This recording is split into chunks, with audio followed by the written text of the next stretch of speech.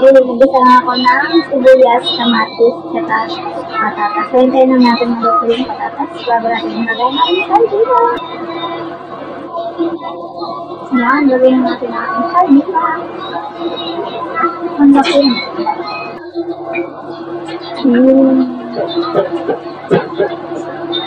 Ang sarap. O, diba? Ang sardinas niya, gawin natin special. Yum, yum.